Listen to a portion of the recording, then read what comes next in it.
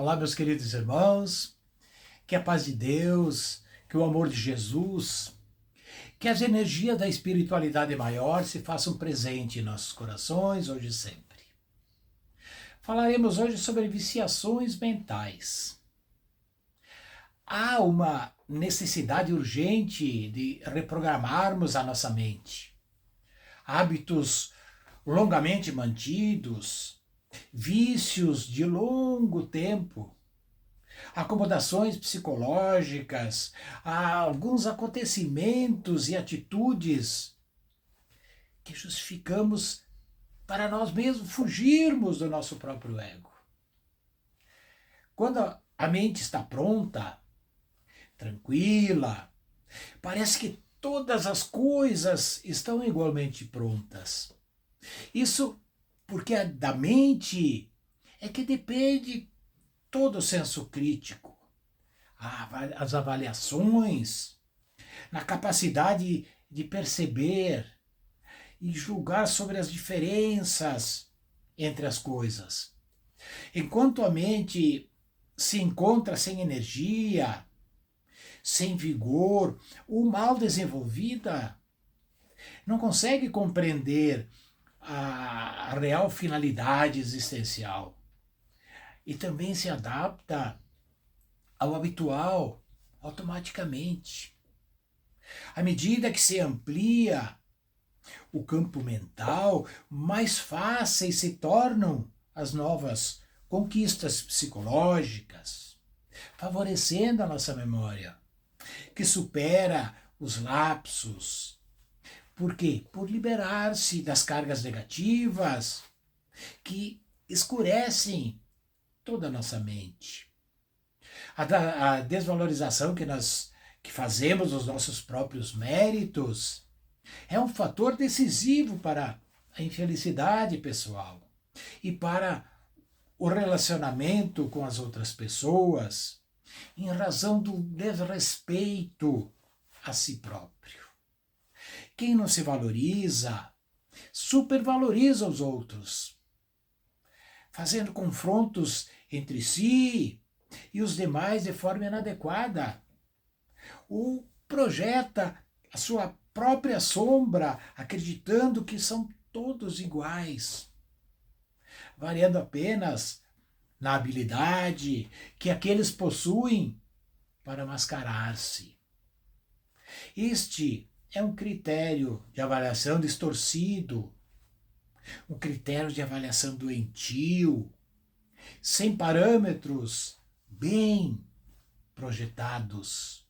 Quando isso ocorre, pensa-se em viajar, em mudar de trabalho, de acabar o casamento ou casar-se, conforme o caso de cada um, variar os relacionamentos sociais. O problema, no entanto, é que não se encontra nos outros, mas em nós mesmos, no próprio indivíduo, nele, em nós enraizados ainda. Claramente possui uma imagem de si mesmo incorreta, feita de autopiedade ou com autopunição, o que se transforma em uma lente defeituosa, que altera a visão do mundo e das outras criaturas. Para onde o ser se transfere, fugindo, leva-se consigo e reencontra-se logo mais no novo lugar. Assim se acostume com a novidade. Não adianta nós fugirmos dos nossos problemas, porque os nossos problemas nos acompanham onde quer que vamos. O fundamental não é mudar as atividades profissional, ou alterar a vida conjugal, a vida social, ou seja, fugirmos. Talvez essa atitude possa contribuir para um despertamento interior, que é difícil, mas é o essencial. É a coragem para enfrentar-se, despir-se e querer realmente mudar. A tentativa somente tem êxito através de uma reprogramação da mente, mudando o nosso modo de pensar, iniciando com a indispensável conceituação da autoimagem, reforçada com a disposição de não retroceder nunca. Funcionará à vontade na forma de um dever para consigo mesmo, de reconstrução do programa da vida, do redescobrimento de si mesmo, de si próprio, se redescobrir. Nessa fase de reprogramação mental, a pessoa descobre que todos são diferentes uns dos outros. Não existe duas pessoas iguais, meus irmãos. Com desafios parecidos todos nós somos, mas não são iguais. Em lutas contínuas estamos, e que a vitória alcançada por eles não lhes impede de maneira alguma, nem lhes evita novos enfrentamentos. Lentamente nascem os estímulos para avançar, as disposições para não ceder às tentações, as tentações do acômodo, da acomodação, e a lucidez mental propicia a percepção das vantagens que ocorrem de cada conquista alcançada. O problema e dificuldades se tornam mais fáceis de ser resolvidos, de ser ultrapassados, fazendo a vida mais agradável, não lhes dando maior importância. Os obstáculos que antes pareciam intransponíveis, agora são contornáveis. E as pessoas, elas adquirem outro valor na sua grandeza, como na sua pequenez. A insatisfação decorre da ignorância, do desconhecimento de si próprio, do eu profundo e das suas inesgotáveis possibilidades. Nós temos muita capacidade, mas nós somos ignorantes e não nos conhecemos ainda a fundo. Quanto mais pessoas se autopenetra, mais ela se descobre e mais possibilidades tem de conhecer-se. Se autopenetrar, se conhecer intimamente, isso é o que nos dá bastante sabedoria, bastante força para seguir. Essa conquista, ela nos leva ao infinito, porque vai até o Deus interno, aquele Deus que temos dentro de nós, que abre as portas ao entendimento do Criador. A psicologia da religião, ela começa na análise dos recursos de cada um, da sua fé, da sua dedicação, dos seus interesses espirituais, suas buscas, as suas fugas, os seus medos, os seus conflitos. A insatisfação, irmã gêmea do tédio. Nesse campo mental programado, com muita atividade a executar, não encontra área para permanecer e desaparece. Somente através do esforço do próprio indivíduo, que se sente saturado, descontente com a vida, é que o fenômeno da sua transformação se opera, acontece. Nos estados os depressivos, a apatia, ela se manifesta e muitas vezes dominando o nosso lado emocional, o lado emocional das pessoas. Ela impede a realização das atividades habituais, matando em nós o interesse por qualquer objetivo. Ela nos cega, ela nos tira essa vontade de seguir em frente. É uma indiferença tormentosa que isola, que nos isola pouco a pouco, isola o paciente do mundo objetivo, alienando. Além dessa manifestação, há aquela que resulta da viciação mental e não se preocupar com as outras pessoas, nem com o lugar que se encontra. Tão grave como a apatia, essa indiferença, ela provém de vários conflitos, como as decepções em relação à própria existência, em demasiada valorização que damos ao secundário, em prejuízo de todo o essencial. Em outros casos, a atitude individualista, que resta da infância e não alcançou ainda a maturidade psicológica da idade adulta, sentindo-se o ser desconsiderado, desamparado, sem chance alguma de triunfar.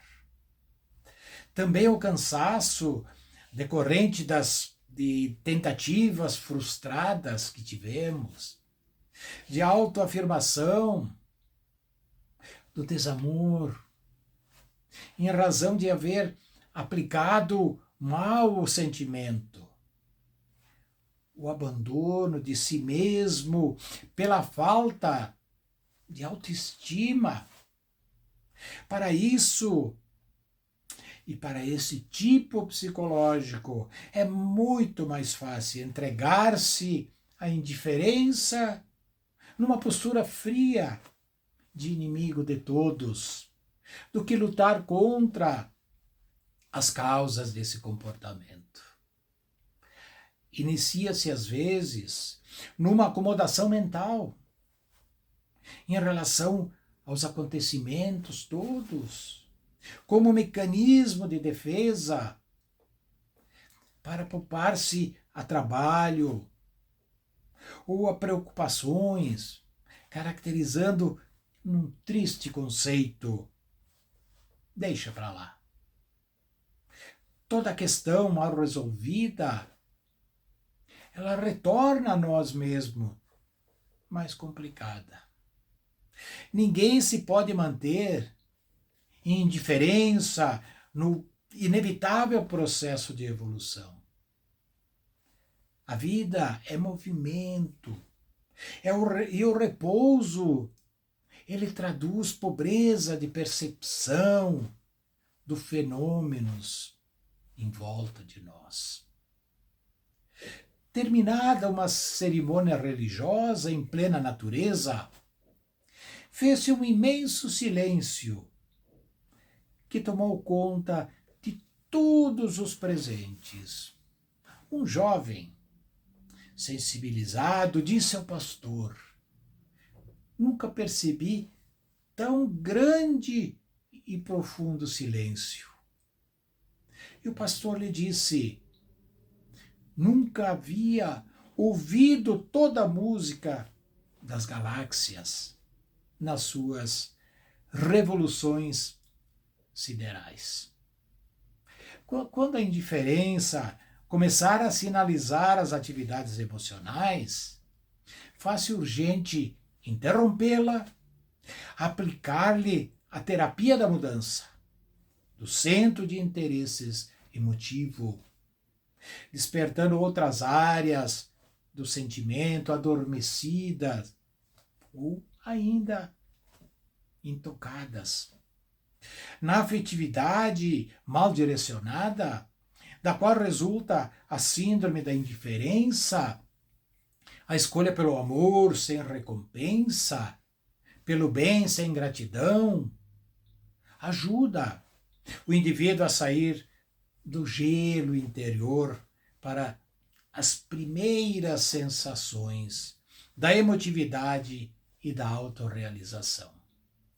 E como podemos fazer uma higiene mental? Toda vez que pensamos algo, um sentimento correspondente àquela ideia se apresenta. A higiene mental, ela se faz através da reflexão sobre os tipos de pensamentos que estamos tendo e quais os sentimentos que eles despertam em nós.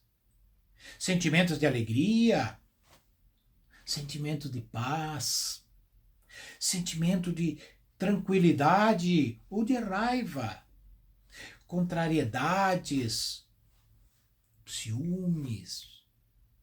A análise diária do conteúdo com o qual preenchemos a nossa mente é de extrema importância para a nossa saúde física, para a nossa saúde mental e para a nossa saúde espiritual.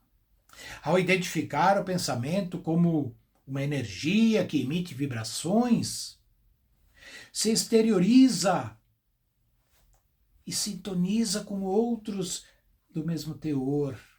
Entendemos o quanto somos capazes de influenciar o nosso semelhante e todo o nosso ambiente. Recebemos de modo direto e permanente as vibrações dos pensamentos que nós emitimos.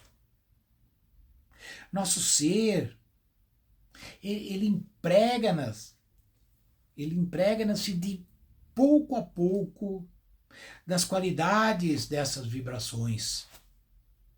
Sejam elas boas, sejam elas más.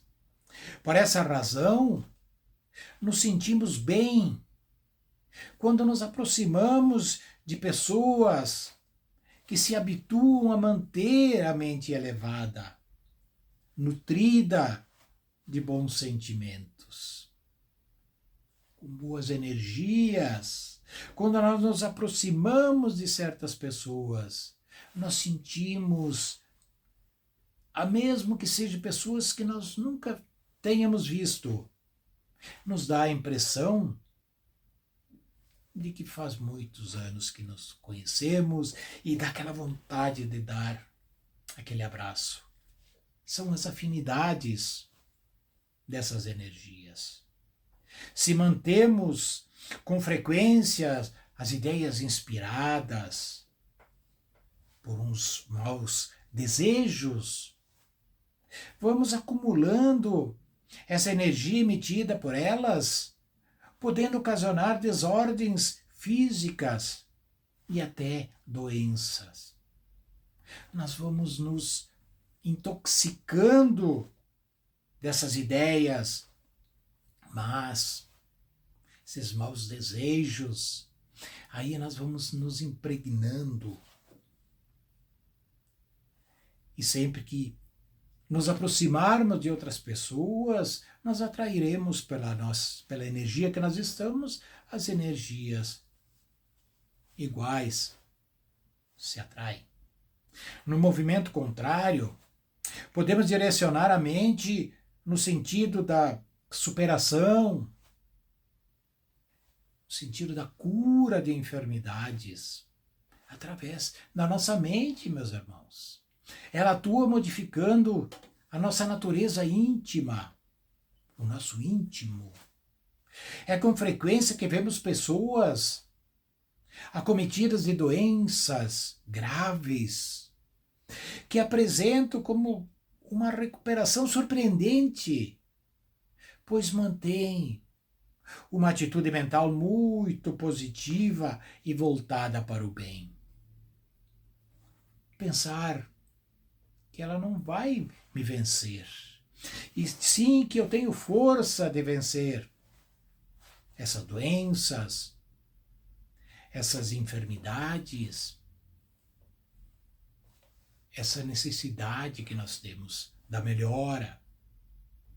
Assim, de acordo com a nossa vontade, podemos fazer em nós luz ou sombra.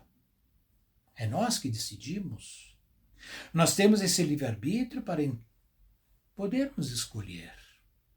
Deus nos mostrou a luz, nos mostrou a sombra.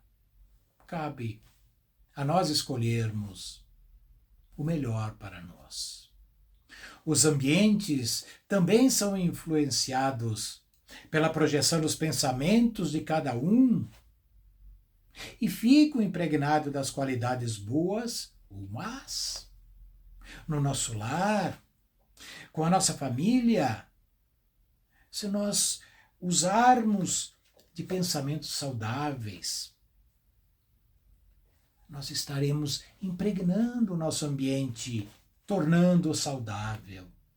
Ao passo que, se usarmos de pensamentos ruins, estaremos também impregnando o nosso ambiente familiar de uma atmosfera negativa. Assim se explicam todos os efeitos que se produzem em lugares de reuniões. Quando temos reuniões de várias pessoas que comungam com a mesma ideia, que vibram com o mesmo teor, o ambiente se torna muito melhor para trabalharmos. Toda assembleia é um foco de irradiação de vários pensamentos. Se o conjunto é harmonioso, com certeza irá causar uma impressão agradável e boas sensações a todos. Por isso nos sentimos bem ao entrarmos em templos religiosos, onde é constante a comunhão com Deus. É a casa dele, é a casa de Deus. Ali é difícil gente que vá lá levando energias negativas. É um templo onde nós encontramos muita paz. Quer coisa melhor do que entrar num templo, numa igreja, e lá conversar com nosso Pai Maior, conversar com Deus, conversar com Jesus, conversar com nossos anjos de guarda, conversar conosco mesmo. Também em lares em que as pessoas que ali vivem prezam o amor, a harmonia, a paz. Ali existirá um ambiente espetacular. Nisso, a grande importância do Evangelho no lar. Muito importante. Para dar esse equilíbrio, para criar essa harmonia, essa paz dentro do seu próprio lar. É pelo mesmo mecanismo que por vezes nos sentimos desconfortáveis em ambientes onde predominam conversas desagradáveis, conversas insignificantes, onde as pessoas estão sob o efeito de bebidas alcoólicas, de drogas. Ali existe umas energias muito pesadas, muito negativas, e pelo mesmo motivo nós atrairemos essas energias. Carregamos o remédio aplicável a essas situações. Nós temos o remédio para tudo isso. O pensamento salutar, a prece sincera, o silêncio, uma palavra edificante, são fontes permanentes que estão ali à nossa disposição. Não nos custa nada. Mas também não temos em supermercados, em farmácias, não. Isso está tudo dentro de nós. Usando esses recursos, podemos modificar o ambiente em que nos encontramos, influenciando com a pureza dos sentimentos. Evitemos, então, palavras vãs, as discussões e as leituras frívolas. Vamos usar um verbo limpo, com carinho. Palavras, escolhermos as palavras que transmite alegria, que transmite paz, que transmite energia. Evitar discussões, os bate-boca, as trocas de agressividade. Usar de leituras, pegar um livro que nos traz uma boa mensagem, independente do conteúdo do livro, mas que traga algo de bom para nós, algum ensinamento. Aprendamos a fiscalizar os nossos pensamentos, a disciplinar a nossa mente, a imprimir uma direção determinada, um fim nobre, um fim digno. Passarmos um filtro na nossa mente sempre. Somos exatamente o que pensamos, pois é o pensamento que gera nossas palavras, que gera as nossas atitudes. Com o nosso pensamento, nós construímos dia a dia o presente e principalmente o futuro através do nosso presente. E para encerrar, meus irmãos, usemos na garantia da nossa higiene mental os remédios que o Evangelho nos oferece. Estudemos bastante. Buscar no conteúdo desses ensinamentos o remédio, a nossa mudança. Aí nós teremos a nossa mente filtrada. E essas viciações, esses vícios que temos na mente, nós saberemos com mais tranquilidade dominar. Bondade com todos, trabalho incansável no bem, otimismo, dever perfeitamente cumprido, sinceridade, boa vontade, esquecimento integral das ofensas recebidas e fraternidade simples e pura. Isto tudo constitui um sustentáculo de nossa saúde espiritual. Amai-vos uns aos outros como eu vos amei, recomendou o Divino Mestre. E o apóstolo Paulo nos diz: caminhai como filhos da luz. Fiquem todos bem, meus irmãos. Agradeço de coração mais uma vez que eu possa estar com vocês.